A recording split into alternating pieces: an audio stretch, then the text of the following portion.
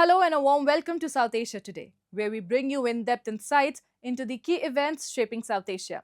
I am Pratiksha Mishra and here are today's top stories. India's young minds powering the age of intelligent machines. Bangladesh on edge as political violence and attacks on Hindu minorities intensify. And Yokohama showcases circular city model at Asia Smart City Conference. Let's begin the show. As India accelerates on its journey to becoming a global technology powerhouse, one field stands as the vanguard of innovation: robotics and artificial intelligence. From healthcare and agriculture to manufacturing and mobility, intelligent machines are reshaping the way we live, learn, and work.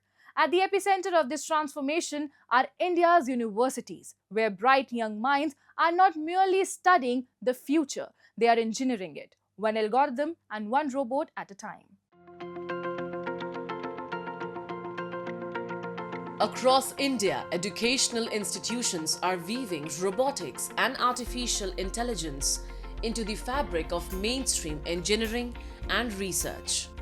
Robotic labs, innovation hubs, and AI incubation centers are emerging as the new age classrooms, spaces where curiosity meets creation. At the Manipal Institute of Technology, the future quite literally takes shape inside the Mechatronics Robotics Lab, a dynamic arena designed for innovation, exploration, and hands-on experimentation, where ideas evolve from circuits and code into living, moving machines. The main aim in this course was to teach students about factory automation, robotics, underwater robotics, and electric and automated vehicles. So this was the aim, and the curriculum is all about teaching towards all these programs. Out of this study environment came this idea of starting a team called RoboManipal, and it was all initiated by the student body itself. Here, students move beyond textbooks to build and test real-world robotic systems. Blending mechanical, electrical, and software engineering, the lab trains innovators in designing and simulating autonomous aerial and flexible robots, mastering path planning with ROS, and applying mechatronic systems to industry and daily life. It is as rewarding as rigorous. So it takes a lot of time and effort to get into the team and to maintain maintain your position here. But it is also rewarding as you get to participate in a lot of events, and the interdisciplinary exposure you get is absolutely unmatched. Fueled by this academic excellence is Team RoboManipal, the official robotics team of Mahe Manipal.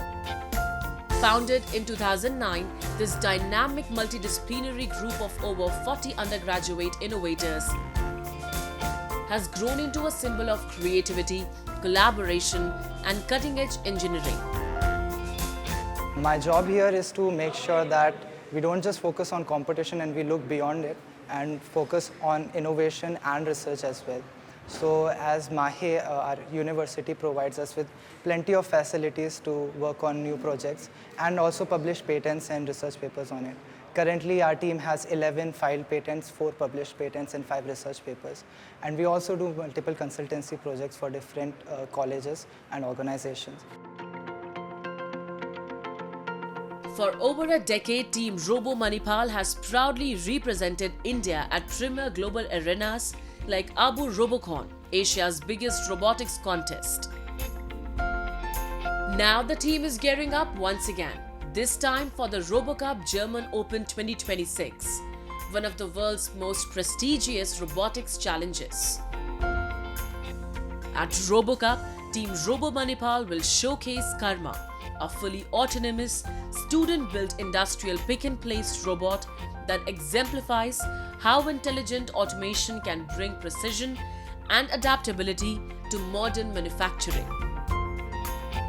RoboCup is pretty much the largest robotics, automation and AI competition So this takes place at two places every year, one at an international location and one at Germany every year. The Germany one is called German Open. We were the first Indian team to get selected for Brazil, which happened in June this year. And next year in March, we'll be the first Indian team to go to Germany for this. As India invests in a smarter, more automated tomorrow, institutions like the Manipal Institute of Technology are shaping the minds that will power it. A future where humans and machines collaborate, innovate, and create for a better world. In the story of India's rise, robotics isn't just a field of study, it's a revolution in motion.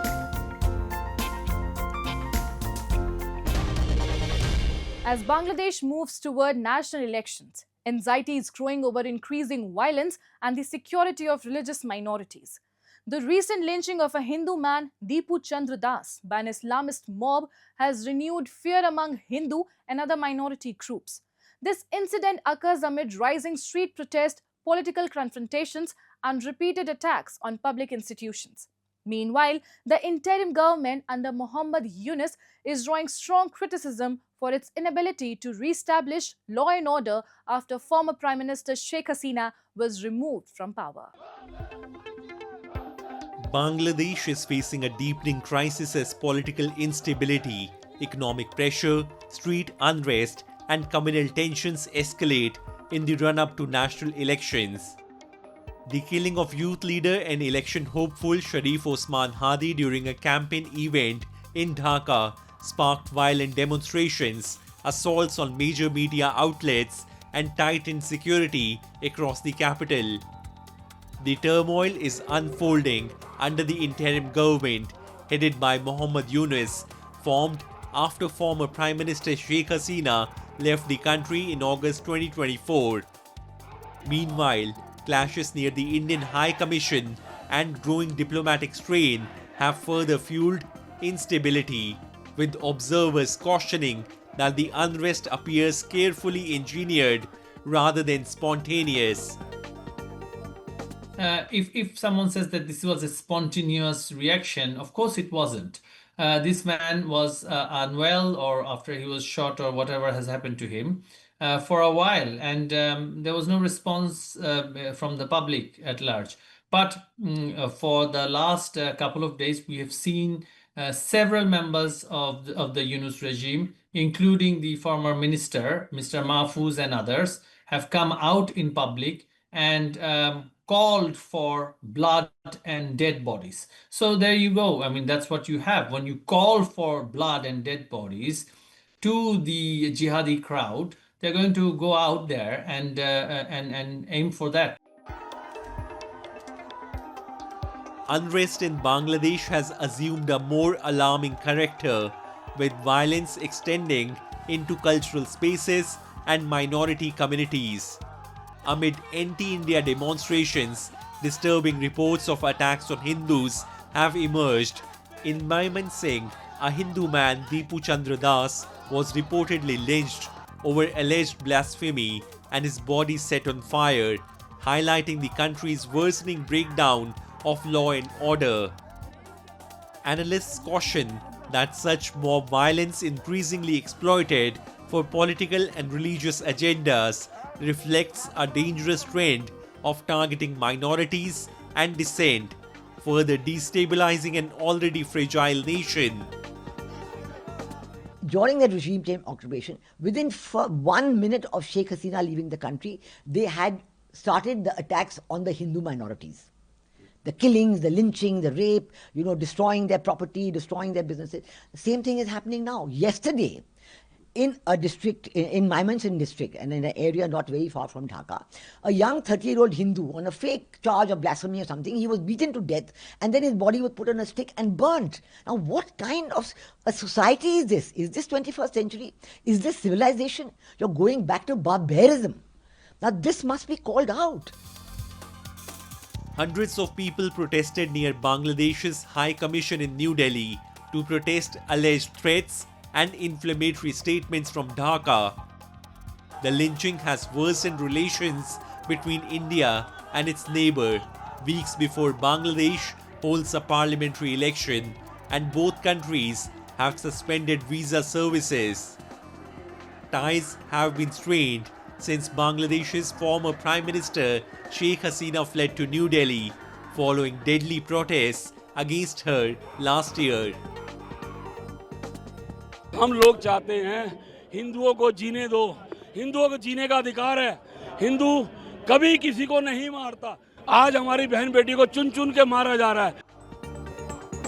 The turmoil has now crossed borders, intensifying diplomatic friction and prompting serious concerns over Bangladesh's governance and its record on human rights.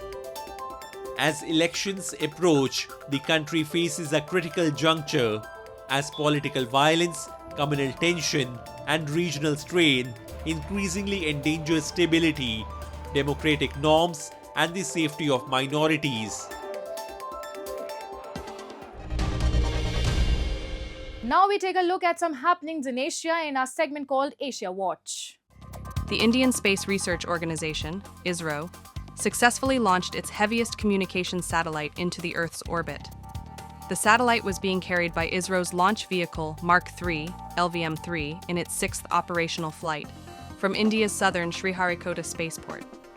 The Bluebird Block 2 is the heaviest satellite ever lifted from Indian soil using an Indian launcher, said ISRO Chief V. Narayanan. The satellite, which was placed into the low Earth orbit, is the largest commercial communications satellite in the orbit and is designed to provide space-based cellular broadband connectivity directly to standard mobile smartphones.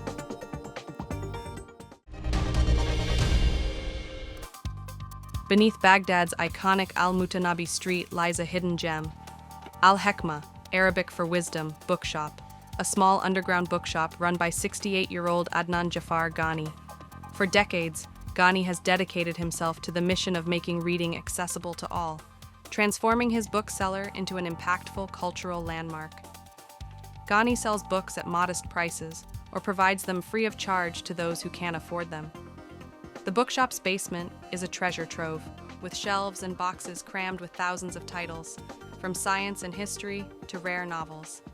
It attracts a diverse crowd, including students, academics, and professionals, all drawn to its rich collection. The narrow alleys leading to Al-Hekma are alive with the bustle of university students, intellectuals, and curious readers in search of knowledge. Ghani's initiative is considered to be showcasing a personal endeavor to sustain the culture of reading and uphold the legacy of Al-Mutanabi Street as the cultural heart of Baghdad.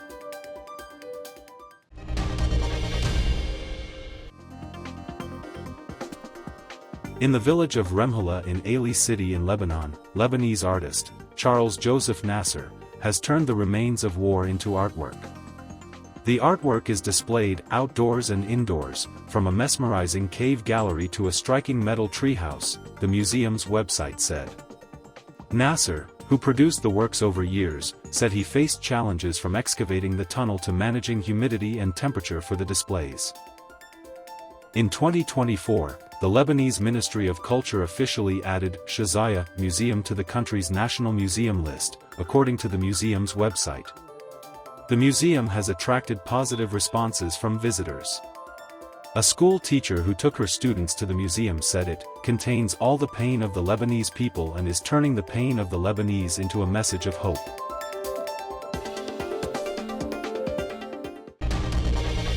In a region long overshadowed by political instability and neglect, the lives of ordinary citizens in Pakistan-occupied Jammu and Kashmir are facing immense challenges. Communities struggle daily with limited opportunities, deteriorating public services, and a lack of infrastructure. Despite sporadic schemes and announcements, the ground reality shows growing frustration. Citizens are demanding genuine reforms in employment, education, healthcare, and basic facilities, pressing the authorities to act decisively to prevent further societal collapse. We have a report.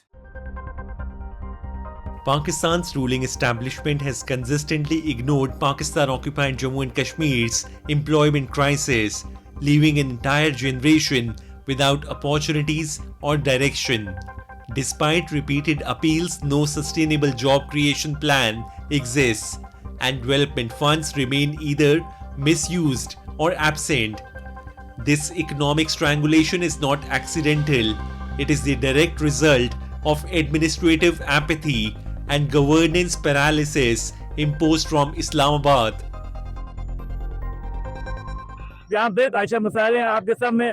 गुज़श्ता 2-2.5 सालों से Jammu Kashmir joint अवामी election committee के ज़ेर एहतमाम भी मसाइल को उजागर किया गया और वो मसाइल इस कदर आगे बढ़े और लोगों के उनके साथ जुड़त इस कदर हुई कि लोग जो है सड़कों पर निकले और अपने मसाइल का हल उन्होंने तलाश किया।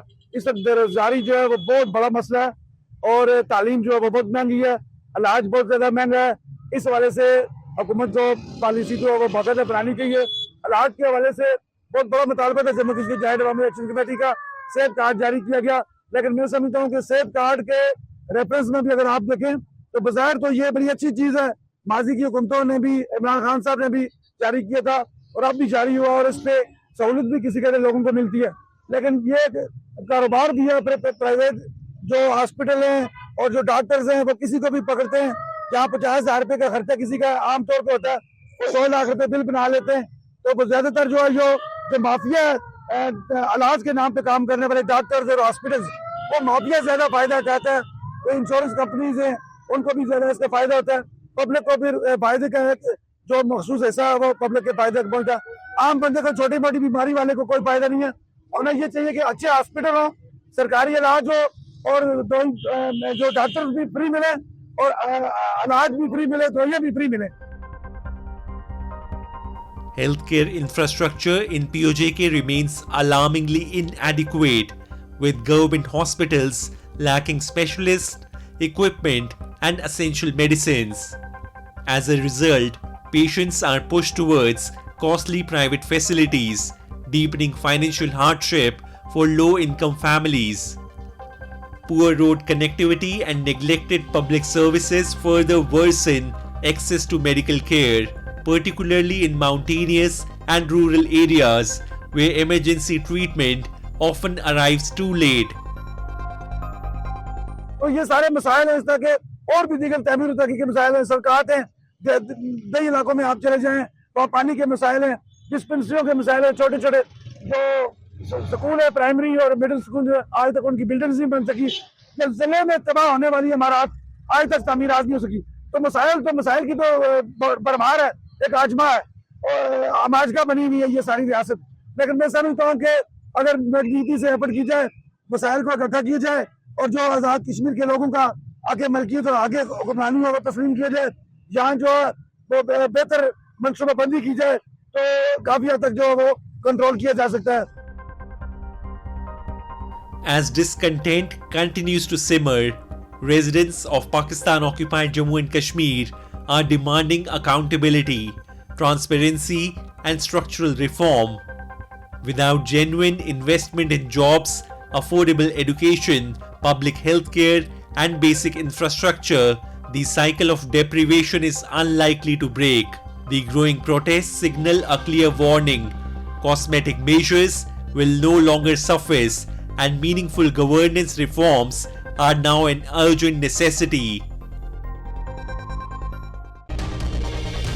Moving on. Yokohama's presentation at the Asia Smart City Conference highlighted how innovation and sustainability together can shape future cities. By showcasing its circular city model, the Japanese city underlines solutions for waste management, recycling, and green technologies while calling for wider regional cooperation. At the same time, companies like MechTech demonstrated how advanced technologies such as flexible printed circuits can support smart, sustainable urban living and address emerging global social challenges. Yokohama City's circular city model has various activities: treatment of garbage, waste recycling, disassemble rebuilding architecture, reuse of unused clothing, reduction of food loss, sustainable aviation fuel, and so on. Declaration is issued to Word to International Organization in Asia Smart City Conference. 横浜市がアジアの都市に呼びかけてサーキュラーエコノミー、循環型社会に向けて共に努力をしていきましょうということを一緒に宣言していく、国際機関の支援を受けながら各自各都市でそれぞれサーキュラーな都市づくりというのを進めていこう、来年再来年この会議で共有して共に政策を高め合いましょうということを目指しております。So the proposed declaration by Yokohama City fits very naturally with what we are already doing. We are going to mobilize our member cities and our network around this important. Circular economy is able to measure the material flow and help the city of Yokohama as much as possible to find the right pinpoints to focus their energy and their time to advance as quickly as possible. 横浜市がリードしてですね、オープンレターという形で自治体の声をちゃんと聞いて、それを組織として立ち上げてくれないかという要望がございました。アジアでぜひそれを立ち上げようということで調整をして、本日それを受けて設立をしていこうと、新たに発表をしていこうというふうに思っております。We'll take on a new name, the Asia Pacific Circular Cities Forum, APCC Forum. I look forward to welcoming all of you in Yokohama next year and again in 2027. Yokohama City overcame social and environmental problems in its long history. Solving current problem, Yokohama is becoming real circular city and global leader of its activity. It will expand to Asian and Pacific countries. MECTEC has distinctive technology of flexible printed circuits, FPC. It is thin, light and bounding electronic circuit board and be integral for various digital device and direct body contact health keeping machine. MECTEC はですね、NOK グループの中で電子部品事業を担う企業になっています。生活に欠かせないデジタル機器とか製品にですね、数多く採用されていまして、このデジタル社会の発展に大きく貢献している製品だというふうに思っています。ブレイクスルーになったのがカメラの一眼レフのメイン基板に採用されたということが FPC のですね、認知度を高めたものだというふうに聞いております。そこからどんどんこの FPC というものが広がっていき、ハードディスクドライブの中でデータという保存というですね、非常に重要なところでヘッドで使う FPC なんですけれども、そこには非常に1億回の振動に耐えなければいけないと。その後携帯電話が2つ折りになったタイミングがあってですね、屈曲特性というのが非常に強みを増してですね、屈曲のMECTECというところの地位を確立できたものだというふうに考えています。自動車はですね、XEV 化に伴ってやはりバッテリーを搭載する形に変わってきています。特にその軽量化、XEV にとってはとても重要な課題になるというふうに思うんですけれども、それを実現できる FPC が今我々の方では非常に成長して伸びている。一方ではですね、医療機、インフラなど産官学の連携の開発を非常に進めておりまして、社会課題の解決にも取り組んでいると。また FPC メーカーとしてのパイオニアとして材料の開発からですね、FPC の製造、そして性能検証までが一貫でできると、世界のどの拠点であってもですね、同じ品質、そして供給体制でできるところが我々の強みであると。MECTEC の事業成長が NOK グループ全体の競争力向上につながってグローバル1 NOK として世界市場での存在感をさらに強化していくことを目指しております。Based on cooperative R&D of NOK Group, MECTEC fulfills global social demand. When scientific technology's progress brings new social subject, it will be solved by MECTEC. As we wrap up today's episode of South Asia Today, we thank you for joining us. We'll return next week at the same time with more insights and updates. This is Pratiksha Mishra signing off on behalf of our entire team. Until then, stay safe and goodbye.